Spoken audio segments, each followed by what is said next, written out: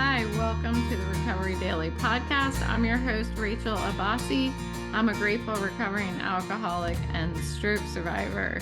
And today I wanted to talk about not drinking no matter what, but I wanted to extend that topic to stroke survivors, stroke recovery, vestibular disorders, migraines. I don't talk enough about migraines. I've been having migraines the past couple days because it's right about time for my Emgality, which I just jabbed into my stomach this evening. It is not pleasant. I don't like it at all, but it only lasts, a matter of 5 seconds. So 5 seconds a month, and it takes away my sharp pains in my head. So that's good. I totally stray very easily, if you can't tell. Before I get into the topic, I wanted to just remind you of the Live for Lane 5th Annual Memorial 5K that I mentioned yesterday. And this event is supporting mental health awareness, and they will have a mental health keynote speaker and a community rock garden. That's fun. I've been collecting rocks. I haven't even told you about that hobby yet, I don't think. But rock garden activity for the whole family to enjoy. And the focus is on continuing the conversation about acknowledging mental health as health. It's just as important as our physical health. So the run walk, just making sure it's a run walk because my daughter decided she's going to sign up. Actually, I did a little experiment, okay? I posted on Instagram that the Recovery Daily podcast is sponsoring this event, and wanted to see if my daughter, number one, is paying attention. That's so evil. Paying attention to her mommy. And two, if she would jump in on running the event. And she did right away. This morning we got a text. She's like, I want to do the 5K. She wanted to make sure that it is a run walk, that she can run it. And yes, indeed, it says it is a run and walk. There are certain places where it says it is an annual memorial walk, but it definitely says run. So you can run if you want to run. I will actually be going to this event, and we're in conversations with whether I can attempt to walk part of it. So if you would like to join me for part of the walk, please come. For those of you who are in different states, if you're down south, you know who you are. I will excuse people in Australia. I know that you can't fly over here for a small walk. Maybe you can. I don't know.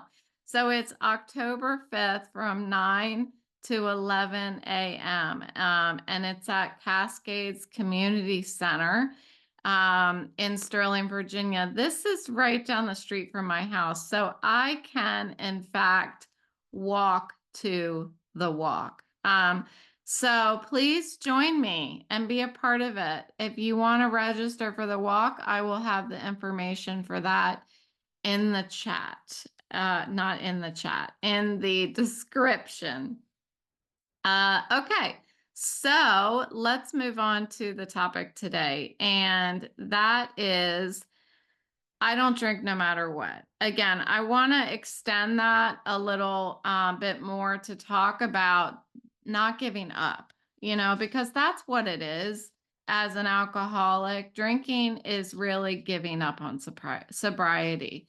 And so I think even if you're not an alcoholic, this could really apply if you're able to kind of be creative with what I'm talking about.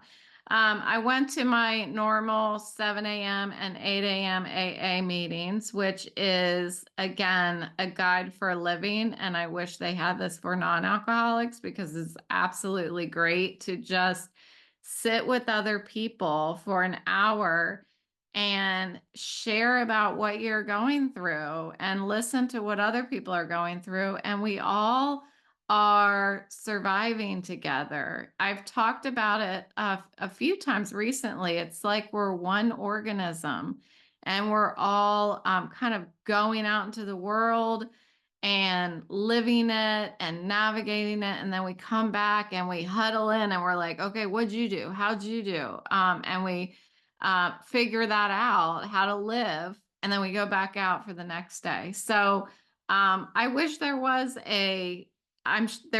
there's like church, but I don't know if a lot of churches have where the whole congregation sits around and shares with each other. That would be cool.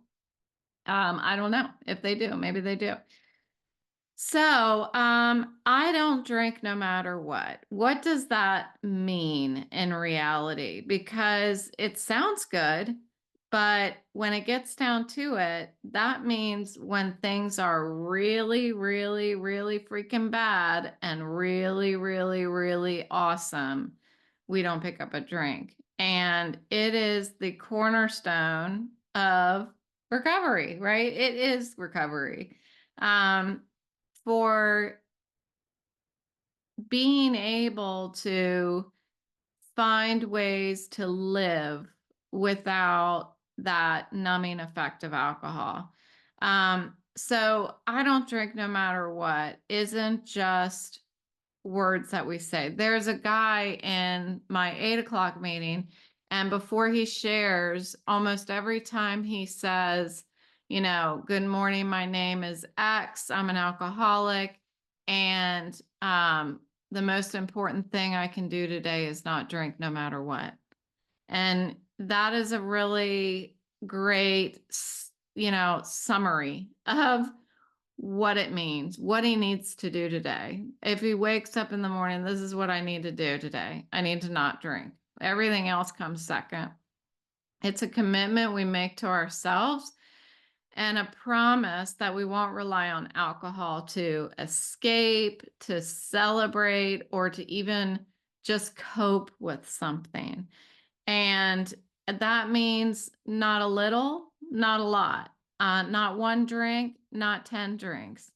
And it applies in the best times and the worst times. So when we feel joy, success, excitement, we may be tempted to celebrate, to drink. It still happens for me. It happened yesterday when I thought today's a 3-day weekend, or this weekend is a 3-day weekend. My brain, for some reason, thinks of alcohol. Um, I don't think beyond the connection of a 3-day weekend to alcohol because I don't allow myself to. But I do have that automatic connection because I live the majority of my life making that connection. A 3-day weekend means that I get to drink all day for 3 days instead of all day for 2 days. That's what it meant for me. So conversely, not drinking no matter what also applies in moments of despair and stress and loneliness. That urge to numb ourselves with alcohol can feel overpowering. It's like we have blinders on. But in recovery, we get to learn how to face all different kinds of moments without retreating to the bottle. So one thing I was thinking about this morning was how we push ourselves to a breaking point. And The reason why I was thinking about it is because there are some people who, when they get angry, they don't talk about it. They just keep it inside. And then every time they engage with the person that they're mad at, you can see it. Everybody else can see it, but they won't talk about it. And every time they engage with the person, they just get more and more irritated, more and more frustrated, more and more annoyed with the person that they're mad at. And then eventually they explode, and they end up exploding for at a moment when it doesn't even make any sense, like after months of being angry with somebody for stealing something from you, let's say, and not saying a word about it, then months later, the person comes to you and says, "Can I borrow your bracelet or something?" And you just freaking lose your mind on them. Well, that's a pretty bad example, but I do the best I can off the cuff. But why didn't you say something in the beginning? Like, it's an example of pushing ourselves to the point of snapping, of breaking. And this reminds me of sobriety and how sobriety is not this constriction around my life. Because if it was, I would eventually drink, right? I would eventually cave. I would push myself so hard that I broke, and I would start drinking. So this is not like that. Um, it's not like setting these self-imposed deadlines, goals, or rules that feel punishing. My sobriety does not feel punishing. When I first got sober, it felt like I was being punished. I was jealous, I was sad, I was angry. I didn't want to be around it, not only because it made me want to drink, but because it upset me, because I felt like, why don't I get to do that? And that's not what sobriety should feel like. It's normal for it to feel that way in the beginning, but it doesn't always feel like that because we work the steps of the program. And when we try to do it in a way where we're like self-imposing all of these rules and goals and deadlines and work, we drive ourselves to exhaustion. We can't keep up with, be consistent with these things. So in early sobriety, there are lots of people who do 90 meetings in 90 days. And that is, I think, really important. I think I didn't do that. I didn't do 90 meetings in 90 days. Um, I had a full-time job, and I had 2 kids, and I had a 3-hour commute. I just could not have done it. I could not fit that into a day, into every single day. Um, and that's the way I decided to manage mine, because that was what was going to work for me. Because if I created a self-imposed rule that I had to attend an in-person AA meeting every day for 90 days, I would have broke, because I was also going to see a therapist, an addiction therapist. I was going to IOP. Like I said, I had 2 kids in school.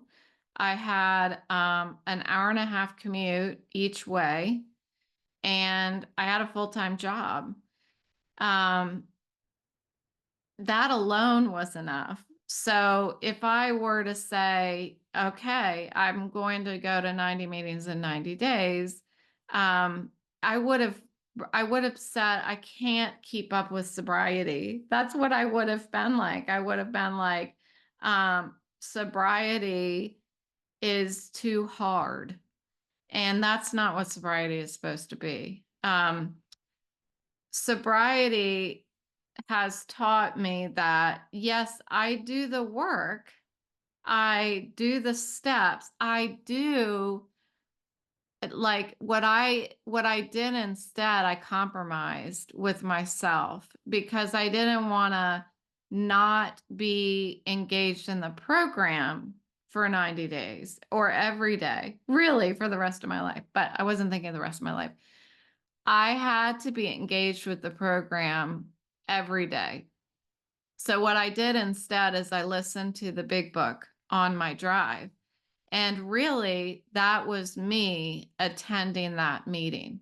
So I made a I made a compromise that worked for me, but it was just as fulfilling. It was just as educating. I was learning, I was listening to the stories in the big book because it was the first time I had heard the big book too. So listening to the big book and listening to meetings for me, it was all me absorbing and me being able to say, oh, that resonates. I can relate to that. Hold on, I need to take a drink. Sorry, please hold. Okay.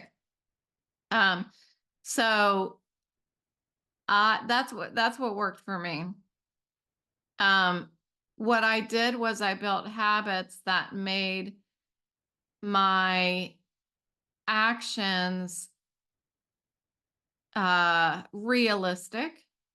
And in addition to that, what I started to do is I created those, I've talked about this before, these automatic reactions to things that I would have otherwise done something different. So, what I mean by that is when I feel stressed, I used to clench my teeth.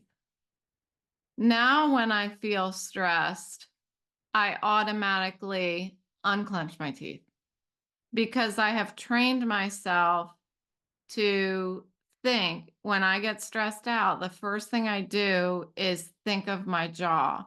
I'm already responding in a way that is like, okay, Rachel, let's go down the checklist of what's going to calm you down.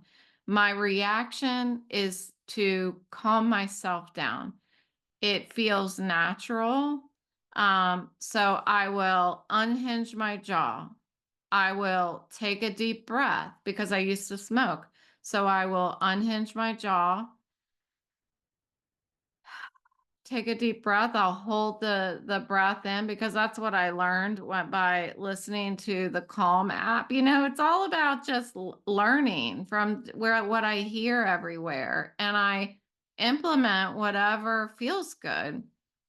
Calling a friend, that's not always natural for me. That because for me, still, after 8 years of sobriety, isolation is still natural for me.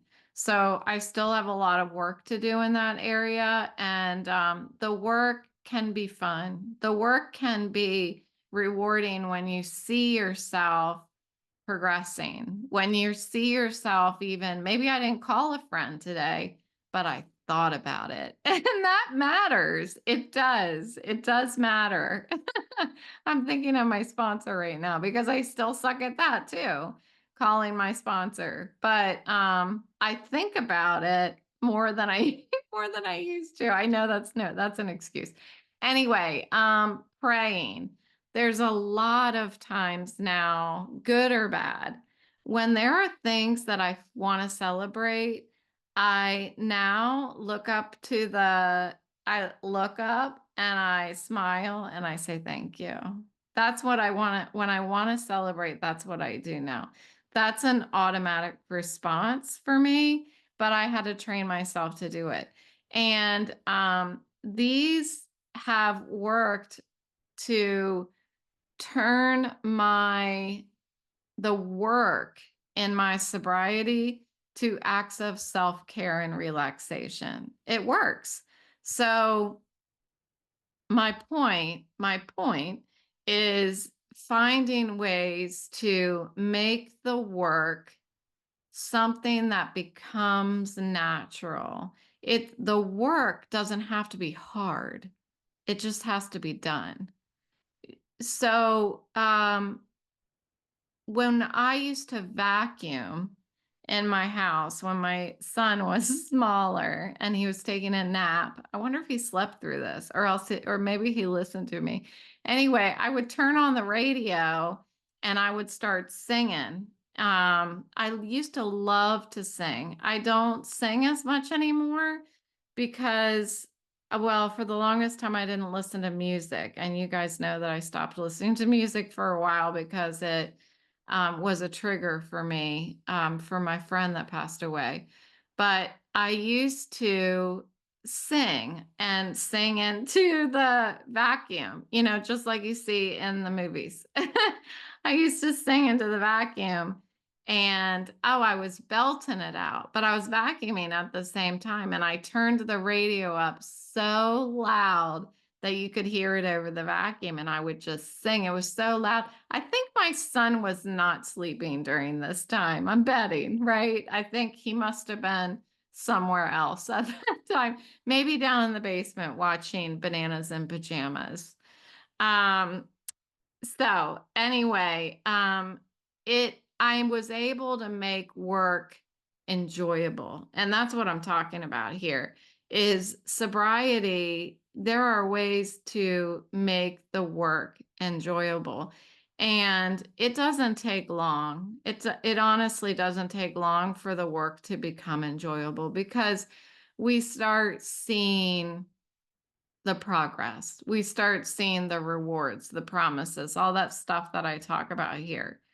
So today I don't need to drink to relax. And that is a revelation I never freaking imagined in my life would happen. I mean, I can't even tell you. I when I get into this point where I'm like, I just want to tell you that I can't believe it. I'm like, I wish I could find the words because it is just mind-boggling to me. It blows my mind that I don't drink. It blows my mind. That would be like somebody telling me, okay, starting in November, you will never eat again. And I'd be like, what? How do I survive without eating? That's what it was like. If somebody were to tell me when I was still drinking, come April 28th, you will never drink for the rest of your life, I would be like, there's no freaking way that that's possible. But it's true. I'm here. I'm here to tell about it. Thank God. Um, and without drinking to relax or deal with good things, bad things, I've learned more about who I am. I've learned more about what truly relaxes me and how I actually enjoy. This is interesting. I enjoy the transition from being stressed or anxious to a feeling of relaxation. It's not just sitting in the relaxation that's enjoyable. It's also being stressed and knowing, okay, go down your relaxation checklist, unhinge your jaw, take a deep breath, do these things, light a candle. I've got a list of them. And doing the kicking in and doing those things, I actually participate in the process of calming down. I feel like I can control it. And that is also mind boggling. When I was still drinking, my anxiety medication did not work. It just didn't work. And I was so bad off that I told you guys I couldn't even hold a cup of coffee because I shook so bad. I would hyperventilate. I would get so dizzy that I would just about pass out. I would get heart flutters, which was followed by this pressure in my neck and a hot flash. I actually feel it right now, but it's for a totally different reason. It's because of my post-stroke stuff. I just got a big old hot flash because I'm moving my eyes around too much. So, whoo, sorry. Let me try to not move my eyes around.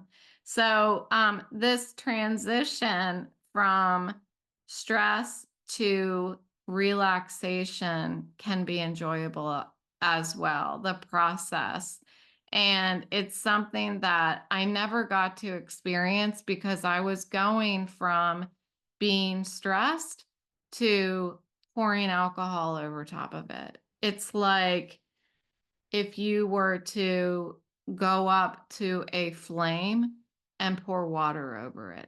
Same thing, it's just like psst, fires out. It doesn't go through that process of getting smaller and smaller, and then it becomes just kindling, and then it's out. And that's the process of going from stress to relaxation. And it is just as enjoyable, I think, as watching a fire kind of teeter out, dwindle out into kindling, and then you just have smoke. And that's really what it feels like. And it's nice. It's nice to know what to do. That's what I've learned. I've learned to know what to do when I feel certain things. And alcohol robbed me of that process. It is like it can be a gentle journey from tension to peace. And I get to feel that now. So how can we apply this to stroke recovery and vestibular disorders and migraines, you ask? I don't know. Let's see. Let's see if we can. Um, I think that this whole thing is a mindset. Just like in sobriety, when I get really stressed out, frustrated, aggravated, that happens to me in stroke recovery as well. My vestibular disorder can be so frustrating, so frustrating. Today I went out for a walk with my dog, Autumn, my Weimaraner, the prettiest dog in the whole world. And we went a little further than normal. And that is because I have this thing in my head that I am going to walk this 5K. But I know that I'm not going to. I know that I'm not going to walk the whole walk because if I put that kind of self-imposed pressure on me, it's going to not end well. So my goal is to walk 1 mile. That's my goal. Without being so triggered that I get so dizzy that I can't walk. That wouldn't be pleasant. So, so I went out for this walk and I probably walked a mile. I would say I walked a mile. And everything was fine when we were walking. It was so nice outside, cloudy and breezy and a little sticky, which I like it a little sticky.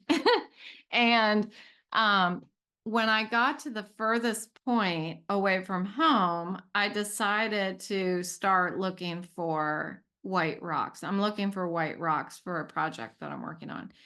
And that is when my symptoms started triggering, when I was looking for the white rocks. Well, I was the furthest point from home. So then I got to enjoy all of my symptoms for the entire walk back. And I know now, or I feel comfortable that I'm not going to fall over. And so I keep reminding myself of that No matter what, these symptoms do not trigger you to fall over. And I only know that from experience because I've gotten to the point where my head feels like my head is going to spin or fall over, but my body is still in the same spot. I know that's very difficult to understand if you are not familiar with vestibular disorders. But I think what people call it is a sudden drop or something like that, feeling like your body's dropping or your head is dropping. I don't know. That's what I heard somebody called it. But I never did fall over. So I would not recommend me doing that again. If I'm going to look for rocks, I need to be right beside my house. But I think I've looked for all the rocks beside my house. Um, but the point is not giving up. When I do that, I walk all that distance, look for a few rocks, and then get symptoms. That doesn't mean that I can't do my walk for the 5K, my 1 mile walk for the 5K. It just means that, okay, write it down in your notebook. I have a notebook of everything that I do every day. I can even show you for those of you who are watching the video. I have, this is a remarkable tablet. Oops. Let's see. Nope. Yeah. This is a remarkable tablet, and on it, I have all of the activities and the time that I worked on them. And then on the right is my pain level on a scale of 1 to 10. So I do this every single day, all day long. Let's see if I can go to the next one. Yep, there's Friday. Thursday was a terrible one. I had eights, lots of head pain, eye pain, dizzy. And that always happens when I get close to the end of the month. So I write this stuff down, I learn from it, and then I get up and live again the next day. Recovery, whether it is from addiction, stroke, or any other chronic pain or chronic condition, is going to be filled with challenges. It just is. That because life is life.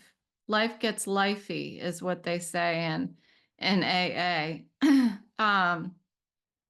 There's no way around it. And the thing is that people who aren't in recovery or they don't have a chronic condition, they are, if they were to give up, what does them giving up look like? It probably looks like getting a bag of candy. It looks like binging on a Netflix show. It looks like sleeping for 24 hours. Everybody has their thing. When we push ourselves to the point that we break, which happens, I mean, I think that's natural too as humans. People who are not in recovery have something that they do to relax. And I guarantee you, it is not always healthy. But for us, those that are in recovery, we can suffer if we give up, right? We can suffer with mental pain, emotional pain, I should say. We can suffer physically by picking up another drink. We can suffer through the fatal progressive disease of alcoholism if we give up.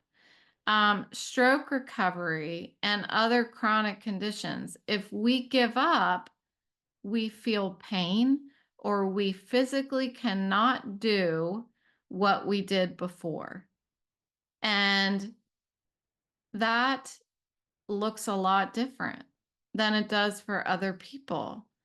Um, but if we can train ourselves to not give up no matter what, then we won't feel that pain and we won't stop progressing.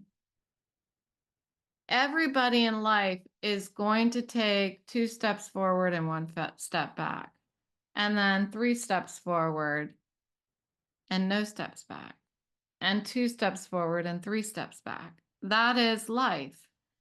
That is recovery too. When, as an alcoholic, I experienced something extremely stressful, and I think of alcohol as a solution, that for me is 1 step back because I'm not spiritually fit. That's what my progress looks like as an alcoholic. It looks like spirituality, it looks like faith, and it looks like joy, surfacing joy in my life. In stroke recovery and vestibular recovery, 1 step back is me having to take a nap for 3 or 4 hours in a day. That's just 1 step back. And I did that today after I finished after I finally got back from that walk where I was looking for rocks. I ended up having to take a 3.5-hour nap. So, and then I woke up with a really bad headache. So that feels like a step back to me. But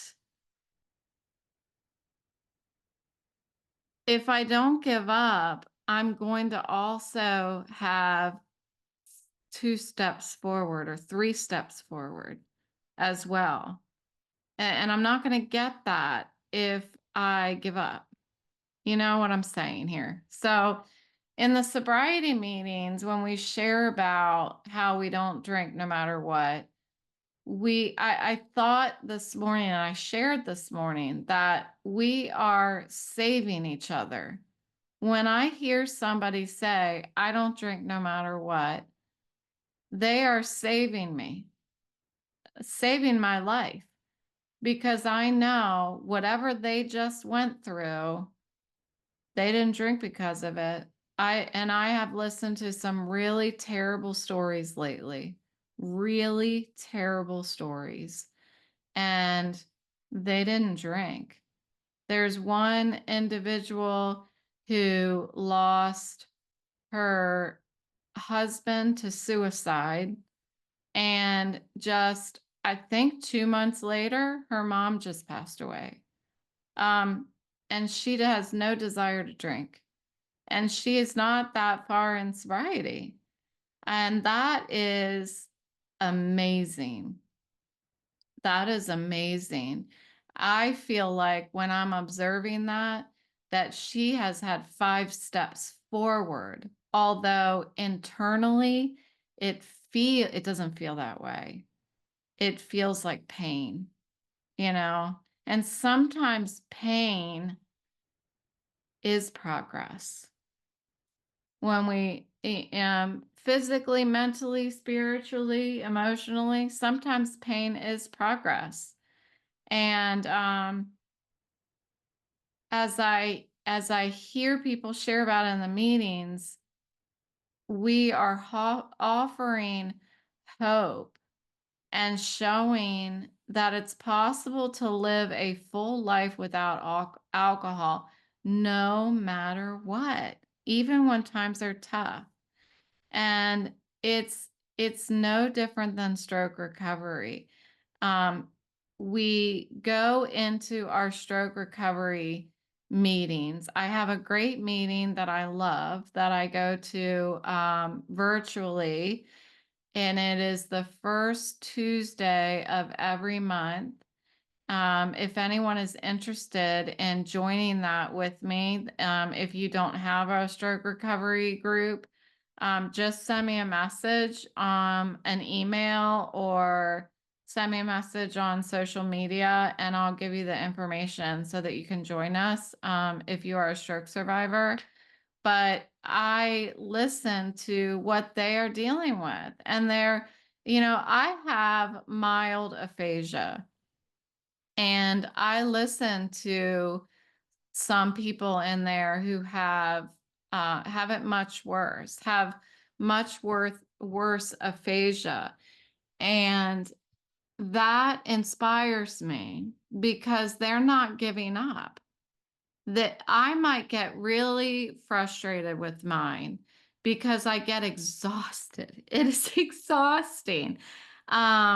This is really helpful for me, this podcast, but it is challenging. I think that I have not given myself enough credit for how much I'm talking and being being able to put all these thoughts together. I have good days and bad days. I think yesterday and the day before, I wasn't a big fan of my episodes. I felt like I wasn't entirely, I had a lot of brain fog.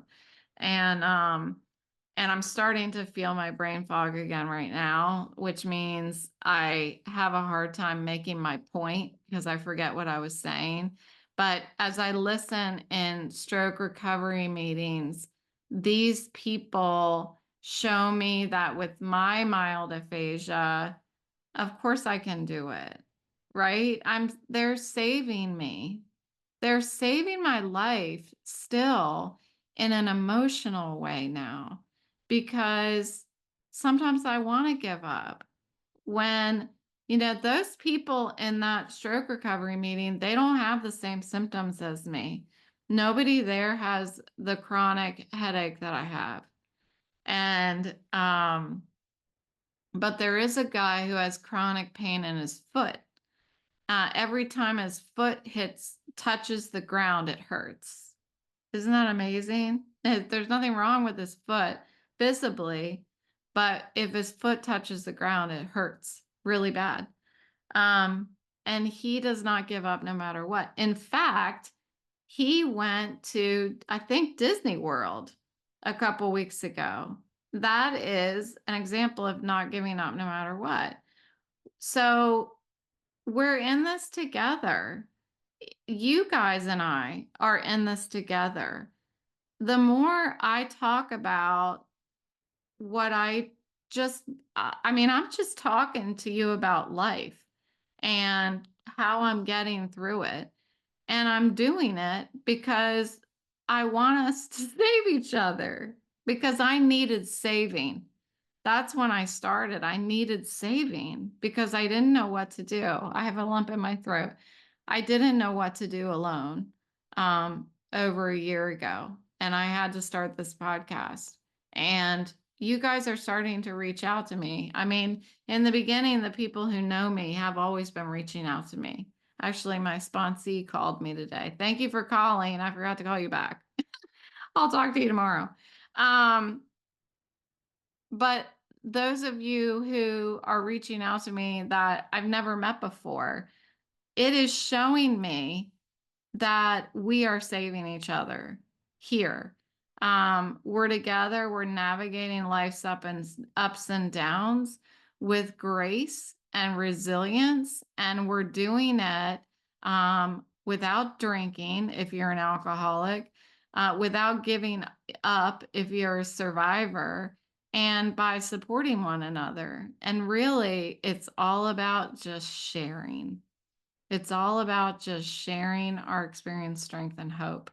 And we save each other. So that's what I have for you today. Thank you for joining me on the Recovery Daily podcast. Remember, no matter what you are facing today, you do not have to pick up a drink. You do not have to give up. Just get through the day and start again tomorrow. Because tomorrow's coming and I gotta get some sleep because I'm gonna go to the mall tomorrow. I get to go to one store and I've picked my store. So I'm super excited. I will talk about it tomorrow. Thanks for joining me. See ya.